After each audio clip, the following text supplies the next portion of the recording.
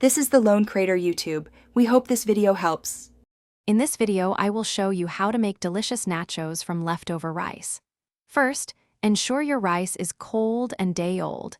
This helps achieve the perfect crispness. Spread the rice evenly in a thin layer on a baking sheet. Bake it at 400 degrees Fahrenheit for about 15 to 20 minutes, or until it's golden brown and crunchy. This forms the base for your amazing rice nachos. Now for the fun part, choosing your toppings. Think about what you love on traditional nachos.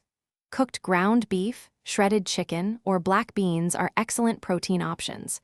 Don't forget plenty of shredded cheese, a dollop of fresh salsa, and some sliced jalapenos for a kick. The possibilities are truly endless, so get creative with your flavor combinations.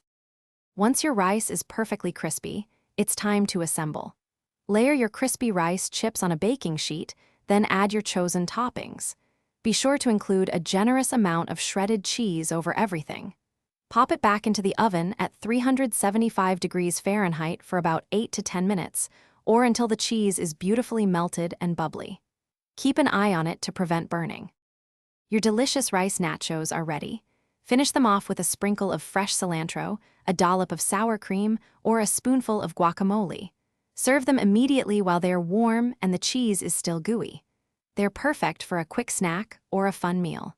Don't forget to check the description for a link to the Shark AI Ultra Robot Vacuum and other great deals. Enjoy your culinary creation. Thanks for watching. Consider subscribing if we helped you.